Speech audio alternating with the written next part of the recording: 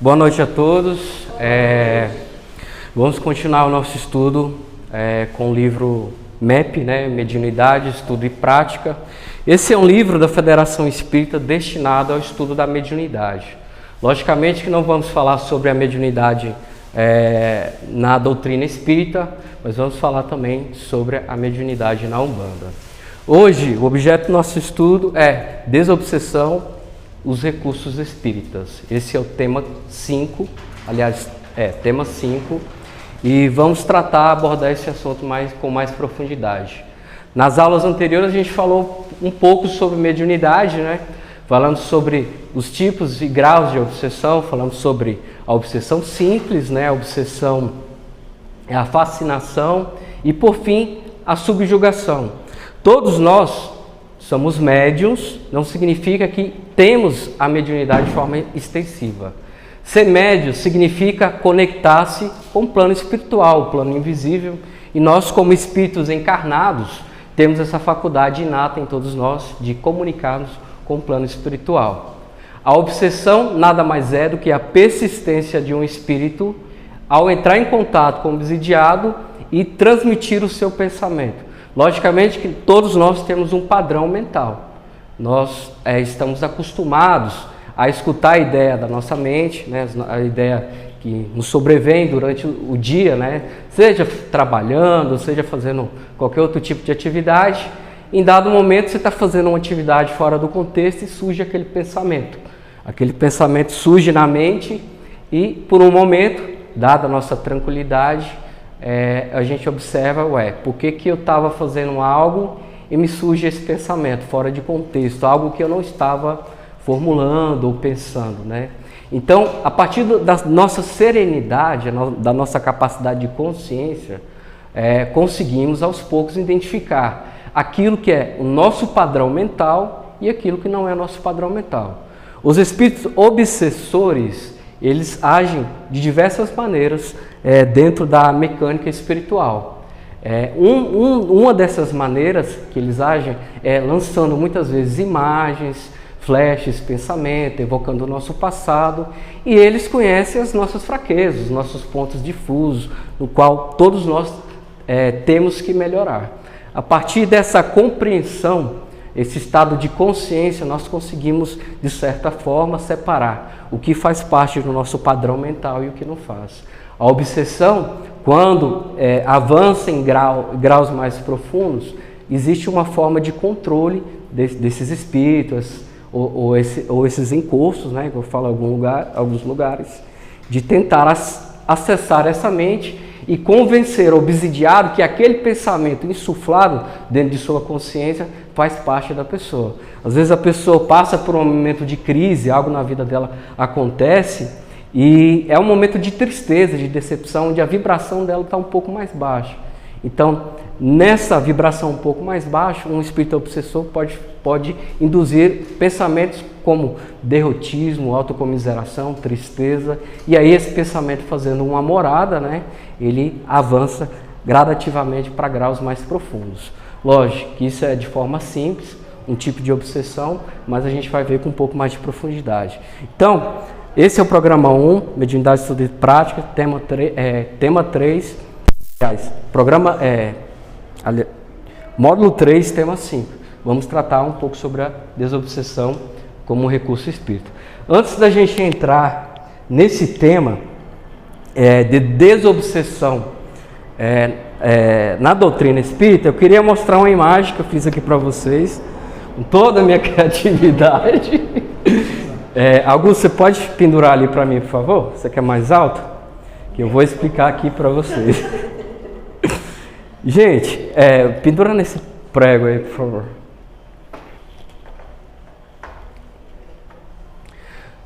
Existem vários tipos de desobsessão, mas antes de entrar na desobsessão como recurso espírita, segundo a doutrina kardecista, nós vamos falar da desobsessão na Umbanda, que é o que acontece nas giras, quando o consulente entra dentro do nosso terreiro, ele recebe um passe, recebe a orientação no guia, existe toda uma mecânica espiritual. Então, desse lado, existe um médium, sentado numa cadeira aqui, atrás dele tem um guia espiritual. Do outro lado, o consulente sentado na cadeira e ele não tem um guia espiritual. Nós colocamos aqui um diabinho, uma coisa mais maligna, né? Com a ideia de que o obsessor é um espírito denso que necessita de auxílio. Não estamos dizendo do que ele é um diabo, não dessa forma. Só foi para simplificar, porque ele merece piedade como todos nós. É um espírito também que passa por processo de desobsessão. Desse lado, o médium sentado na cadeira, o guia atrás, e esses pontinhos aqui, ó, vão marcar as ligações que a gente chama de acoplamento áurico. O que seria isso? O guia se aproxima do médium, estabelece contato fluídico com ele através dos chakras e ali existe uma transmissão. Aqui nós podemos ter vários tipos de mediunidade. Podemos ter a mediunidade consciente, inconsciente e semiconsciente também, não nessa ordem, né? Mas enfim, existe uma transmissão entre o guia espiritual e o médium. O médium, através do chakra coronário, tanto da entidade como do médium, é capaz de receber essa informação do plano espiritual. E, através dos outros chakras, existe às vezes um controle da voz, um controle motor e até de energia também. Aqui desse lado, o lado confluente, ocorre o mesmo fenômeno.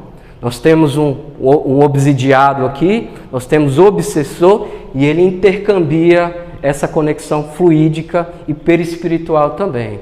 E nós sabemos que na última aula nós estudamos um pouco sobre infecções fluídicas. Quando um guia se aproxima, ele irradia luz, ele irradia conhecimento, ele irradia coisas benéficas para o médium, né? Ou para qualquer outra pessoa. Quando o obsessor se apresenta em acoplamento áurico, ele irradia coisas malignas, ou seja, ele irradia ódio, rancor, tristeza, e essa conexão ela é persistente. Então, quando o consulente entra no terreiro de Umbanda, é preciso, de certo modo, retirar esses cordões magnéticos. Isso é feito através do passe, da oração e da própria orientação do obsidiado. Essa bolinha grandona aqui chama-se psicosfera, ou seja, como se diz? Oi? É uma aura psíquica, porque a entidade se aproximando do médium, ela intercambia energias, intercambia pensamentos. Então, o médium é envolvido nessa psicosfera, como também o obsidiado. Aqui temos a psicosfera da entidade, aqui do obsessor, né? E aqui a do médium. Ela é um pouco menor, mas aqui existe uma junção entre essas duas atmosferas espirituais. Aqui no meio, nessa parte escura, existe um bloqueio que as entidades fazem para que a psicosfera do obsessor não atinja diretamente o médium. Em alguns casos, pode ocorrer a transmissão de fluidos, às vezes negativos. E nesses casos, o que orienta? O médium precisa fazer um descarrego após todo atendimento. Então, o descarrego pode ser na trunqueira, através de um banho, né? Através de um passe, enfim. Existe realmente um acoplamento dessas duas psicosferas. Vamos supor que chegou o João, né? O João está aqui, chegou o João no centro. Ô, bichinho. E agora eu falo para vocês, não se preocupem. 99,9% de todos nós que estamos aqui presentes, em algum momento já passamos por graus obsessivos. Isso é fato, porque somos espíritos e temos uma influência espiritual. No livro dos médios, Kardec chega a dizer que o mundo espiritual está quase a nos acotovelar, de tão próximo que está. Então, João entra no terreiro, passando por alguns processos na vida dele, precisando de orientação, e chega acompanhado desse irmão, que entra no terreiro também. Você já acha que ele fica lá de fora, que Exu vai barrar a entrada dele? Existem graus obsessivos que, se a entidade segurar o obsessor do lado de fora, dependendo do grau, você pode levar até o desencarne do obsidiado. Então, esse espírito, por permissão do guardião da trunqueira ou do terreiro, ele adentra o terreiro, o templo, e ele é tratado também. De que forma ele é tratado? Através dos passos, da orientação das entidades. Então, João sentou aqui, escutou a orientação da entidade, resolveu tomar um rumo diferente na vida, né? corrigir algumas ações, alguns comportamentos. E esse irmãozinho aqui, ele é separado do João. Quando ele é separado do João, ele não fica dentro do terreiro.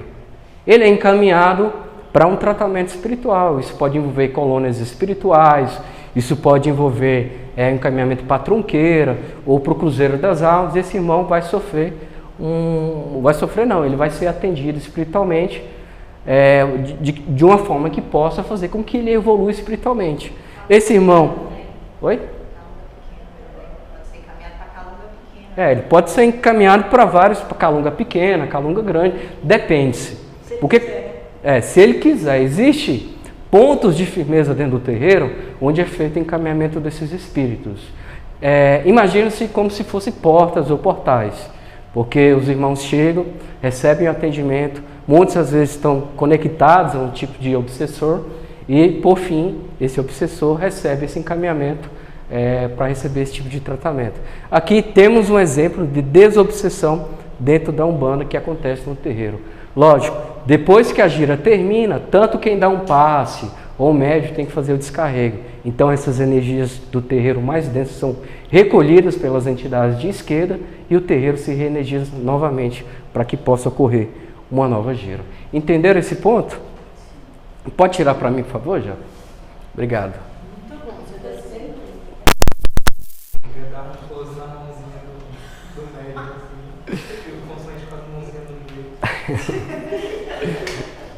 Então, vamos entrar agora na desobsessão como um recurso espírita. A Umbanda é uma religião, tem seu fundamento.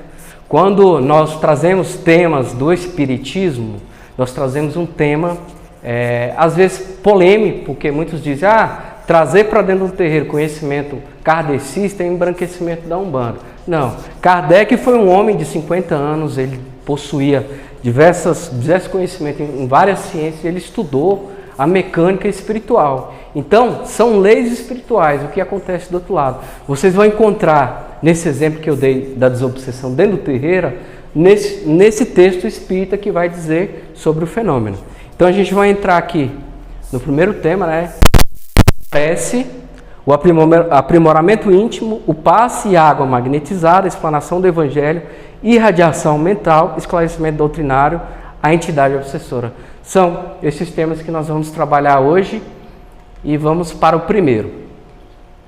A desobsessão é tarefa que demanda esforço, pois envolve a libertação espiritual dos envolvidos. O obsessor e obsidiado. Quando falamos de obsessão, como forma de libertação, nós estamos dizendo que a libertação não é só para o obsidiado, o obsessor também. Porque o obsessor, ele tem persistência no mal, é um espírito que necessita de esclarecimento.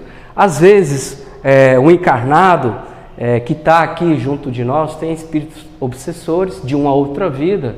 No caso, pode ter acontecido um crime que esse espírito que sofreu o homicídio, ele pode voltar e querer vingar-se.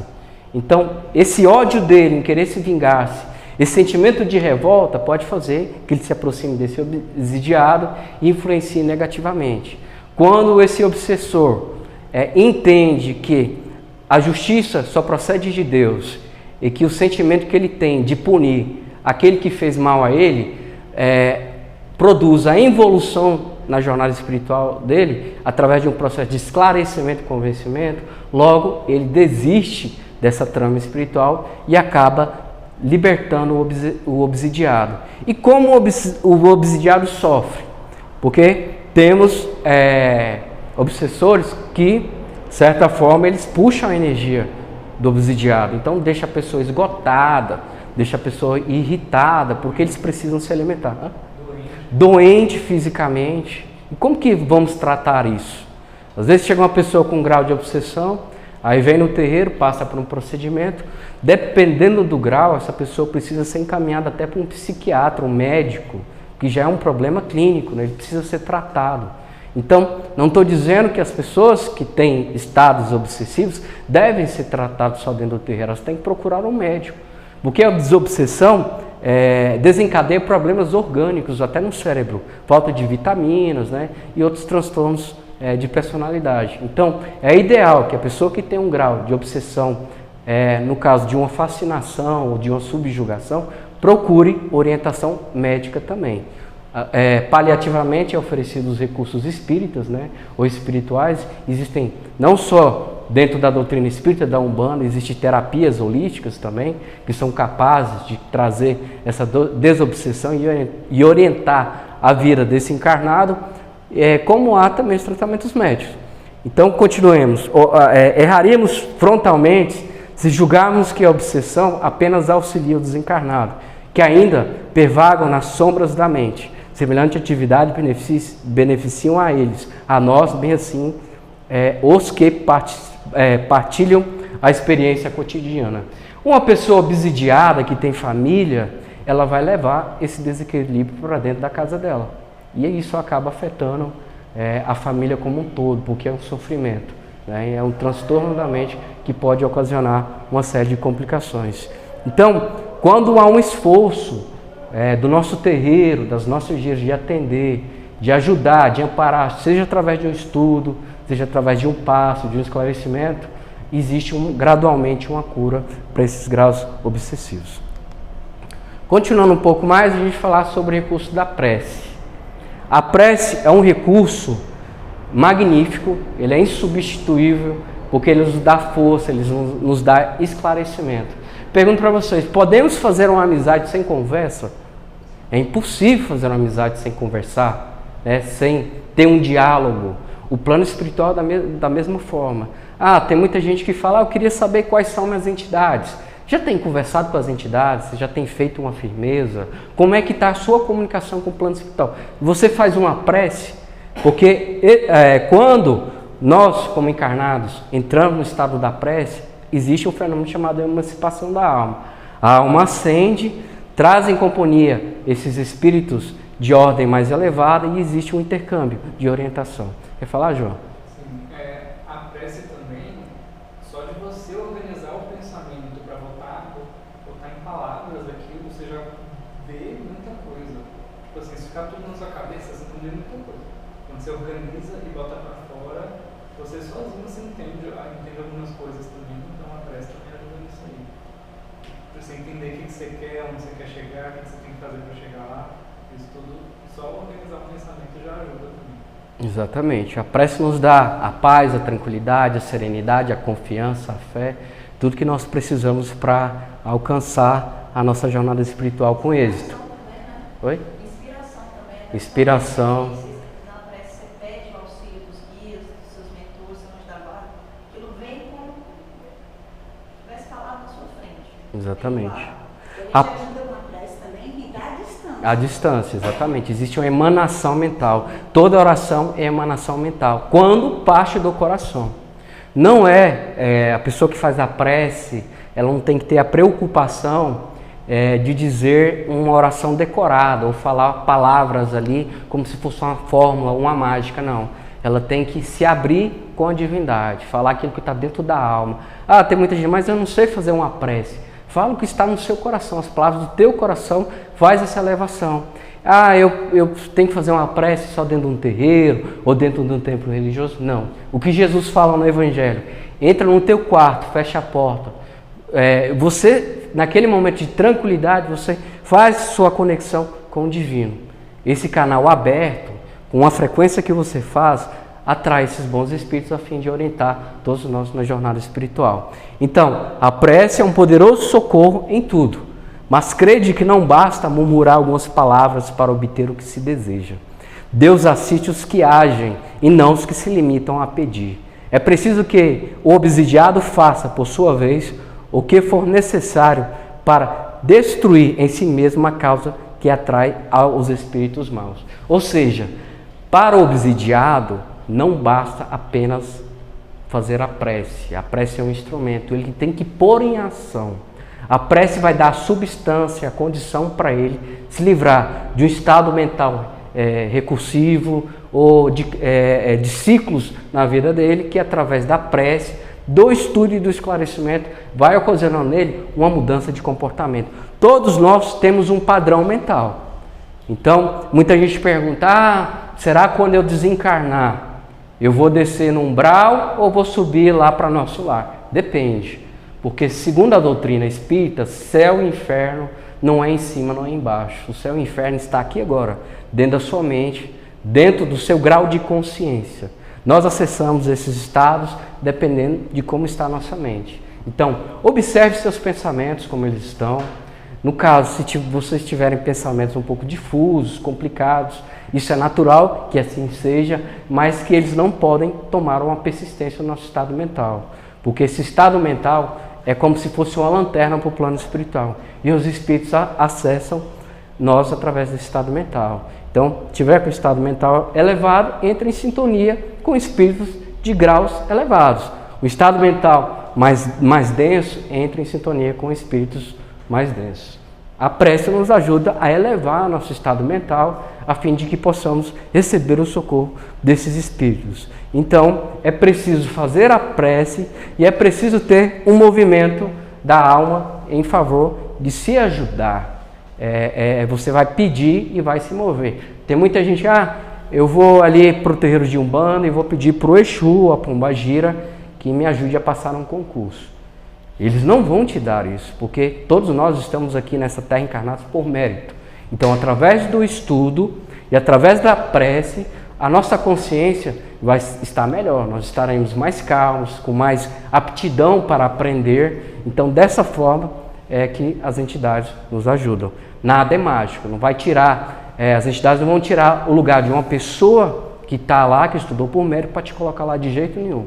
Você que não estudou e só pediu. Então não adianta macumba para passar em concurso, que isso não funciona. Se você não sentar sua cadeirinha, abrir um livro e estudar, não adianta. Não tem mágica para mérito no plano espiritual. Aprimoramento íntimo. Isso é a coisa mais importante de todas. Porque os consulentes entram no terreiro de Umbanda, recebem orientação e poucos levam consigo esse aprendizado.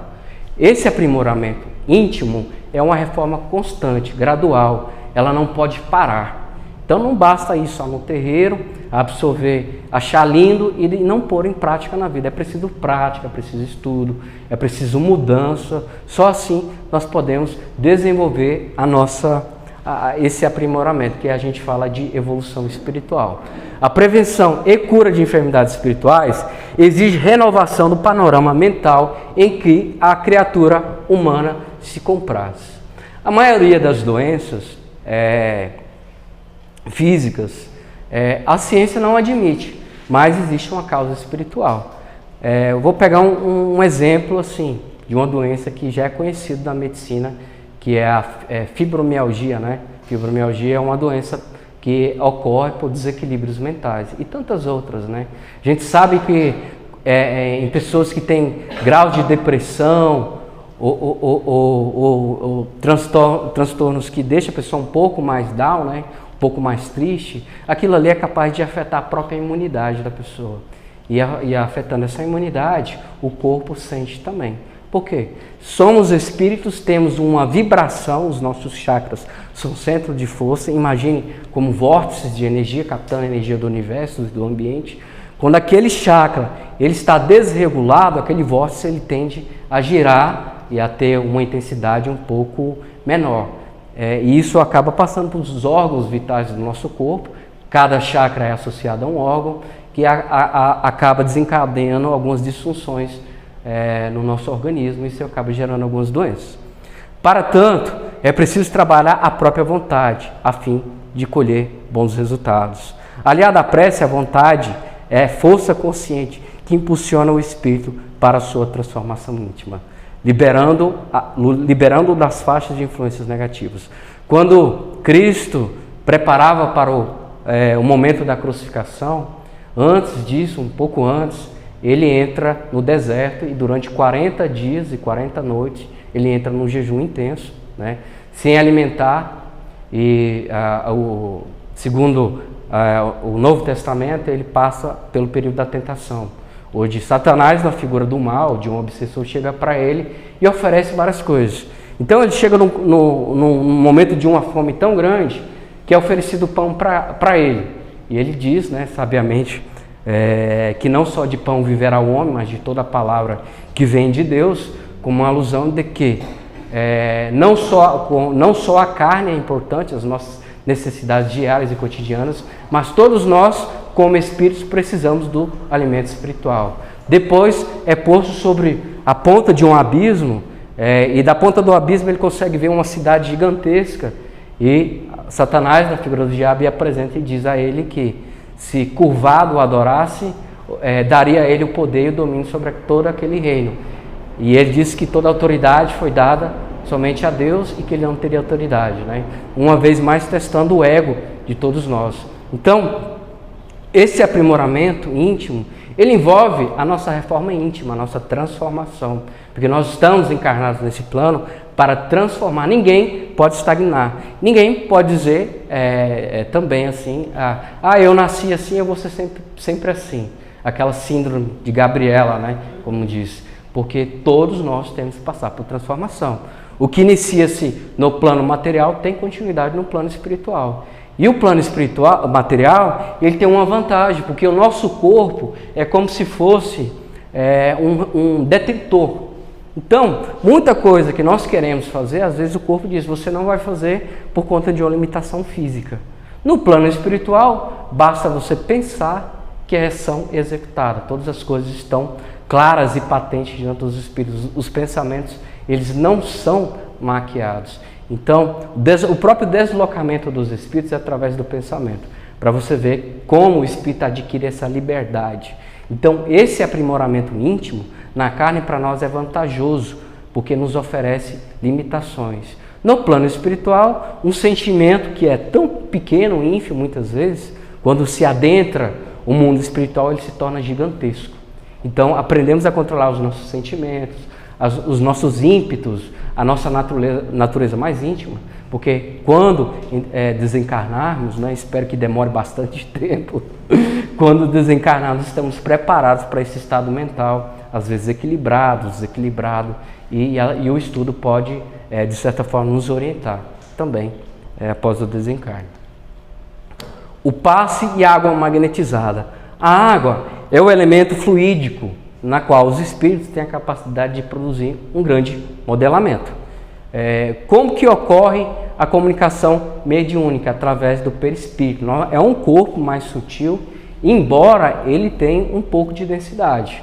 Esse corpo sutil, ele intercambia energia com seres encarnados, desencarnados e com todo o universo. Às vezes a pessoa está um pouco para baixo, ela vai, né, toma um solzinho, ela até se alegra um pouco mais. Por quê? O cosmos todo emite essa energia. Os planetas, as plantas, tem gente que gosta de planta igual a minha sogra, né? Ela vai para o jardim, tá tristinha, vai lá para o jardim, planta uma roseira, mexe na terra, ou vai para o meio do mato, toma um banho de cachoeira, né? Isso ajuda muito no nosso emocional, nos nossos corpos espirituais, porque isso também é uma forma de descarregar. Então a pessoa quando vem no terreiro, que toma um banho, o guia passa um banho de folha de manga, um banho de arruda, de boldo, seja o que for, ele está ajudando a essa desmagnetização do nosso perispírito. A água é um elemento capaz de... é o que trouxe vida para o nosso planeta, então é o instrumento que os espíritos utilizam para magnetizar energias. Diz o Antigo Testamento, né, que quando o planeta Terra foi formado, existia águas sobre a Terra, e que o Espírito de Deus, né, que o Espírito inteligente, ele pairava sobre essas águas. Então, a partir da água, esse Espírito começou a fazer manipulações no plano matéria e gerar toda essa vida que temos hoje, essa imensidão que temos no nosso planeta. Inclusive, a forma de se descobrir vida em outros planetas é descobrir a primeira coisa. Existe água nesse planeta? Existindo água, tem carbono. Tendo carbono, podem ocorrer uma vida orgânica ali, mesmo que mínima, mas passível a mutações e a desenvolvimento de outros seres vivos. Existe, a doutrina espírita nos fala sobre o fluido cósmico universal, um fluido mais sutil, gerador de vida. Ele basicamente é a matriz de tudo que existe. Ele está no átomo, ele está no ser humano, em tudo. Ele está na eletricidade, em todas as mudanças e transformações que existem na matéria. Então, sendo a água um objeto preferido dos espíritos para magnetizar, e a água, ao ser consumida, magnetizada, ela tem o poder de curar o perispírito e, principalmente, tirar as infecções fluídicas dos espíritos obsessores. Por isso que quando fazemos o evangelho lá, a gente coloca um copo com água, é uma prática espírita, também uma prática umbandista, só a vela que não, né? A vela nós colocamos, né, como um fator irradiador também, ou como um exemplo de luz, né, no ambiente que nós estamos fazendo. Então o passe é revigorante, de energias transfundidas em nível perispiritual, que se reflete na organização física com evidentes benefícios orgânicos. Então, no momento que é feito o passe, né, quem dá o passe é a pessoa ali, o médico que está no terreiro, mas não é só ele. Existem entidades que ficam acompanhando os passes e ali existe um intercâmbio de energias fluídicas, energias mistas, que se mistura ao perispírito do médium e esse perispírito é utilizado como um veículo, como uma forma de combustão para que essas energias cheguem a esse perispírito do consulente e ele receba ali uma melhora, uma tranquilidade. Tem gente que chega no terreiro para receber um passe, às vezes está com um obsessor, e a primeira coisa que ela faz, às vezes até antes de receber o passe, ela começa a passar mal. Por quê? O espírito que está ali obsidiando não quer ser desconectado. Então, aquela ânsia, aquela raiva, muitas vezes, de estar ali naquele ambiente, produz um desconforto na pessoa que está ali recebendo o passe. Porque ele sabe que, de certa forma, ele vai ser tratado, ele vai ser desconectado, existe ali um choque fluídico, né? Então, não só o encarnado é beneficiado pelo passe, mas também os desencarnados necessitados. Em geral, o obsessor em particular, foi o que eu disse. Então, ele chega lá e ele é ajudado, ele é amparado. O terreiro de Umbanda não é uma UTI, não só para o encarnado, muito mais ainda para o desencarnado, que a maioria dos nossos processos mentais derivam, às vezes, de processos obsessivos. Quando não é assim, por falta de esclarecimento e orientação na nossa jornada aqui nesse plano matéria.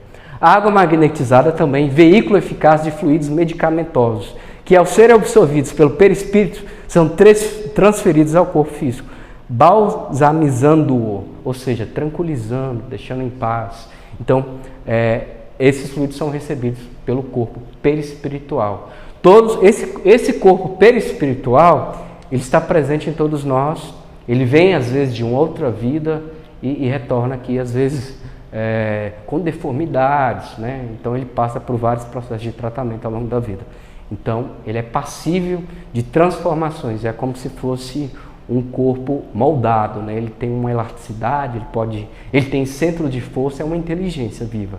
Ele intercambia o espírito propriamente dito e o corpo físico, ele faz a ponte, essa conexão. Sem o perispírito não existe encarnação, não existe comunicação com o corpo físico, né? Então, quando há o desencarne, que é rompido os laços fluídicos, o perispírito é desacoplado do corpo físico.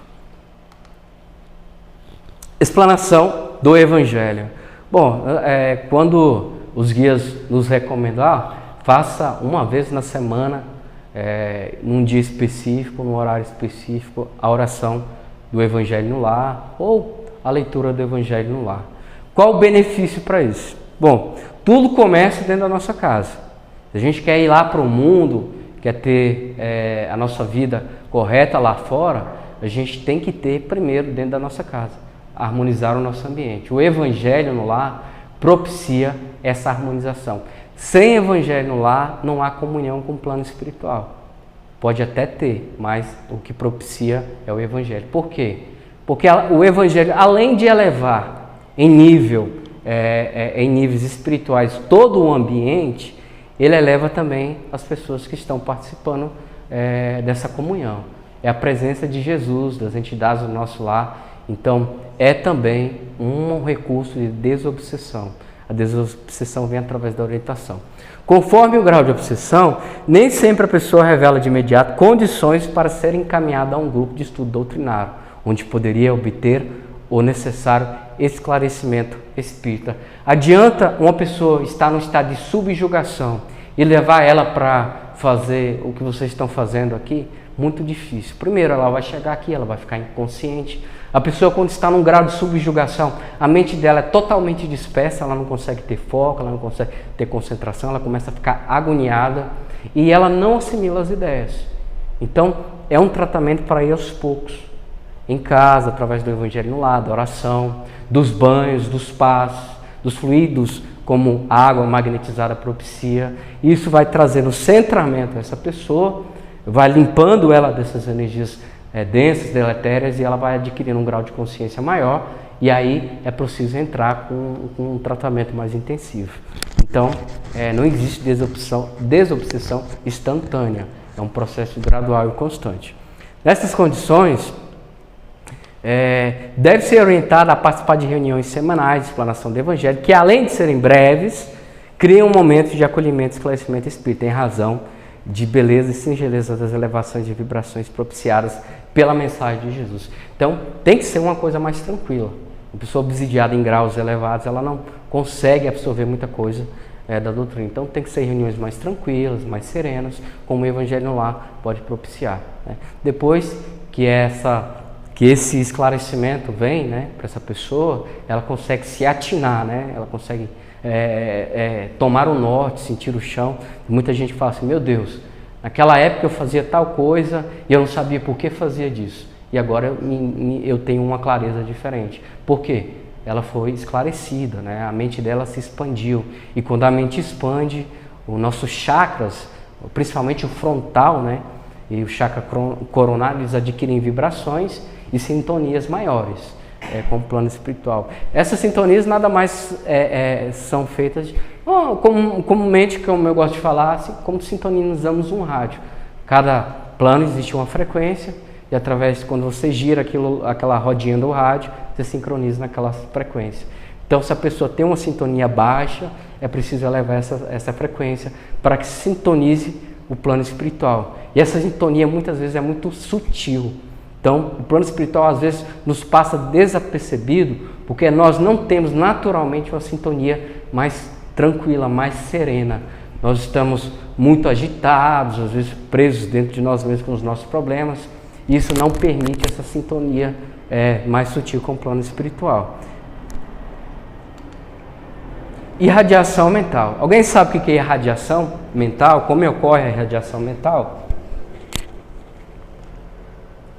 Irradiação mental pode vir de uma prece, pode vir de um passo, tudo é irradiação. Exatamente. A radiação mental ela pode ser através de uma oração profunda, de um desejo da alma e do coração, mas ela pode vir também através de imagens. O plano espiritual trabalha com imagens mentais. Tem várias terapias também que trabalham com imagem, com luz, enfim. Vamos supor que existe uma pessoa que está passando por uma dificuldade e aí ela vem no centro e fala: eu quero uma prece. Então, se reúne um grupo de pessoas, mentalmente pensa naquela pessoa e começa a emitir boas vibrações. Se a pessoa está doente, envia vibrações de saúde, tranquilidade, harmonia. E essa irradiação mental nada mais é do que uma onda. Essa onda ela percorre o tempo e o espaço. Para o plano espiritual não existe ontem, hoje e amanhã. Tudo é interconectado. É difícil até explicar isso para vocês. Espero que um dia eu consiga explicar isso para vocês. Mas essa onda mental ela percorre qualquer distância do espaço. A ciência já provou que existe uma ligação fantasma entre átomos, né? Então, como isso existe, independe do tempo e do espaço. Se um átomo gira num spin, né, que é a rotação aqui, o outro pode entrar em sincronia em outro ponto do universo, girar daquela mesma forma. Existe uma ligação fantasma entre eles. Existe o pensamento mais rápido que a luz. Mais rápido que a luz, não existe distância. Então, quando nós irradiamos mentalmente, nós espalhamos a nossa luz, e essa luz é capaz, sendo direcionada por uma pessoa que está doente, de recuperar a energia dela, trazer estado de saúde melhor. Isso é muito simples de fazer. Primeiro, pensa-se na pessoa e irradia esses pensamentos. Quantas vezes nós, um exemplo, que às vezes a gente está em casa, fazendo qualquer coisa, no trabalho, seja onde for, e a gente pensa, vem o pensamento de uma pessoa que está distante.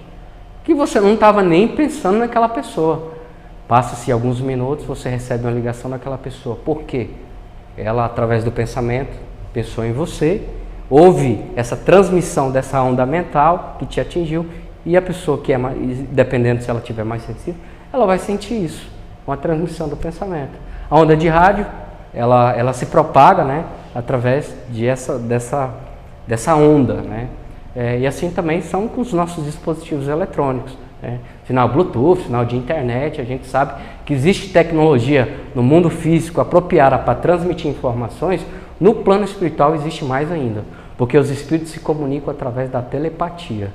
Não há mensagem, não é palavra. Então, no plano espiritual, aquele espírito ali fala português e aquele ali fala chinês. Como é que eles vão se comunicar? Eles não falam a mesma língua. Existe uma transmissão de pensamento. Não tem a barreira ou a fronteira da linguagem. Aquele pensamento é transmitido de um espírito para outro, como pode emanar também para todo o universo. Muitos guias espirituais que estão em grau de elevação muito maior, são mentores, né? Jesus Cristo, ele irradia influxos mentais para o planeta Terra. Um exemplo sobre essa radiação mental, né, que podemos ter, por exemplo, milênios atrás não existia informação, não existia navegação, não existia internet, nada que nós temos hoje para transmitir informação. Mas um ponto é certo, de que em toda parte ou em todo continente do mundo sempre houve a existência de pirâmides. Por quê? Como que chegaram a essa construção? Inclusive estão em pontos alinhados, né? Às vezes tem um nome chamado acho que é diamagnético, né? O Japa que sabe sobre isso. Os pontos diamagnéticos alinhados num ponto certinho. Se não existia navegação, não existia internet, por que todos eles pensaram em construir pirâmides de forma coordenada, né? De onde que veio isso? Alguém com irradiação mental, né, através dessa absorção, dessa inspiração, resolveu construir essas construções maravilhosas. Então, a irradiação mental ela está em todo o universo. Um artista, quando vai pintar um quadro, um escritor, ele recebe esses influxos mentais. Essa transmissão do pensamento ela é constante. É como a rádio. Se nós girássemos essa bolinha em nós, essa frequência, nós podemos captar isso de uma forma mais apropriada. Então, a irradiação mental é uma reunião privativa de vibrações em conjunto para irradiar energias de paz, de amor, de harmonia, inspirado na prática do Evangelho, à luz da doutrina espírita em favor de encarnados carentes de atendimento espiritual. Então, o pensamento faz manifestar coisas nesse plano físico, né? Até na mecânica quântica já foi estudado sobre um experimento chamado fenda dupla, né? Sobre o comportamento do nosso pensamento e a intervenção no comportamento de átomos e partículas, enfim. Existe essa interferência do nosso pensamento no plano espiritual. Vamos falar sobre o esclarecimento doutrinário à entidade obsessiva. Um obsessor está obsidiando, ele necessita de um esclarecimento. A persistência no mal vem através daquela vontade de justiça.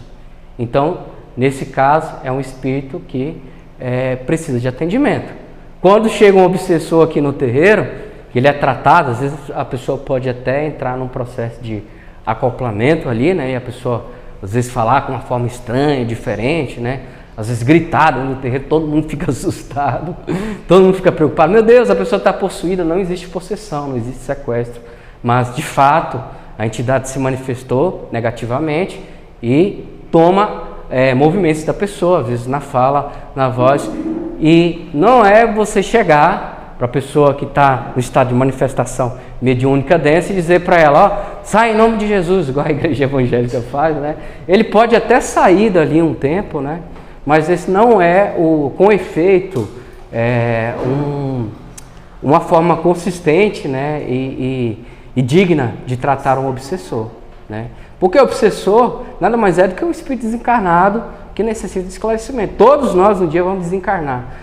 Conta-se uma história, durante uma sessão espírita, um médium incorporou um espírito obsessor E o espírito obsessor agradeceu todos na reunião. Muito obrigado por vocês me acolheram aqui, eu me sinto tão bem. Porque quando eu vou ali do outro lado, naquela igreja, eles me chamam de demônio, mas eu não sou demônio. Ou seja, por que ele se sentiu acolhido? Porque é uma alma sedenta por esclarecimento. Então ali ele é tratado, ele é orientado a deixar esse estado obsessivo e caminhar para o caminho da luz. Deus não criou demônios, isso é uma fábula. A origem do mal não é criação de Deus. Deus, sendo soberanamente justo e bom, não poderia criar seres destinados ao mal. Segundo a doutrina espírita, todos os espíritos foram criados simples e ignorantes. Aqueles que galgaram estágios de evolução maiores foram espíritos que persistiram na sua conduta de elevação moral e espiritual. Por que Deus iria criar seres destinados ao mal? Então, todos os seres são passíveis de auxílio, ajuda e esclarecimento. Nós, como encarnados, temos que ter essa conduta com os espíritos obsessores. Porque quando eles entram no terreiro, eles precisam ser tratados, né? Eles precisam ser ouvidos muitas vezes, que muitas deles só querem ser ouvidos. Muitos fenômenos de poltergeist, que são aqueles fenômenos de batidas, né? Que na doutrina espírita chama-se tipologia, que é a comunicação através de batidas, né? Eles querem ser vistos, muitas vezes porque eles são esquecidos. São espíritos que às vezes sofreram um homicídio, estão densos, presos naquela atmosfera do ambiente, e ele quer a todo tempo atenção para dizer: estou aqui, olha o que fizeram comigo, quantos estragos fizeram na vida, quanto de vida que eu tinha pela frente, estou aprisionado nesse plano. E a partir do momento que eles são ouvidos e uma mensagem é transmitida, eles acabam seguindo o caminho da luz, porque eles querem pedir ajuda e eles necessitam dessa ajuda. A doutrina espírita, ela começa um pouco aí também desse movimento, né? Segundo alguns estudiosos, chamam a invasão dos espíritos, começa ali na casa das irmãs Fox, onde 3 irmãs começam a ouvir barulho de batidas e existe uma comunicação espiritual.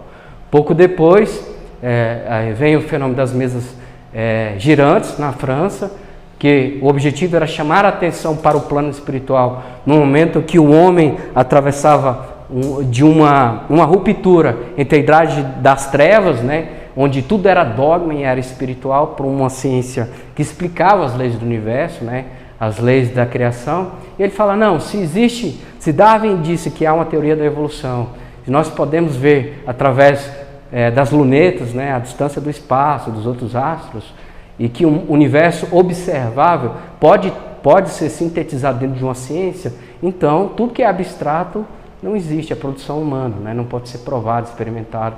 Então os espíritos, com o objetivo de recuperar a ciência espírita, o conhecimento do plano espiritual, se manifestaram daquela forma como para chamar a atenção.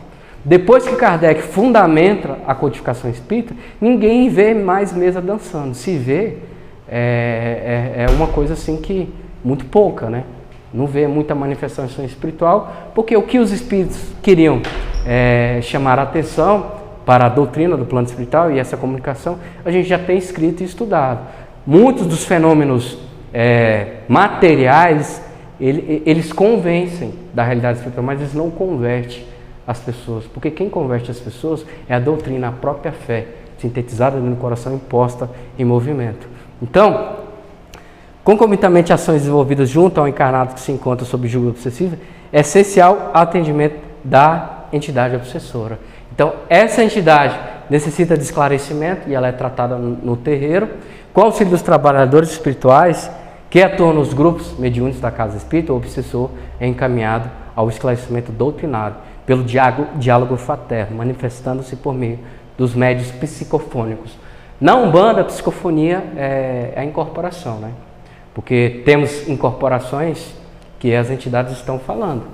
Então, segundo a doutrina espírita, psicofonia é permitir um espírito usar a voz do médium, são assim que eles se comunicam, né? E terminamos por aqui. Então, falamos sobre os recursos espíritas, né? Concomitantemente falamos sobre os recursos umbandistas que nós temos e que existe esse tratamento dentro do nosso terreiro. E todos aqui precisamos desse tratamento. Eu estou muito bem. Não. Às vezes um banho de folha de manga, um banho de erva, um aconselhamento espiritual nos ajuda a conduzir a nossa vida de uma forma mais serena. Agora eu vou abrir espaço para as nossas perguntas e dúvidas. Deixa eu parar aqui. Vamos parar aí para mim. Você fez aquele desenho, né? Uhum. Pode acontecer do médico Mostra aqui já. corpóreo também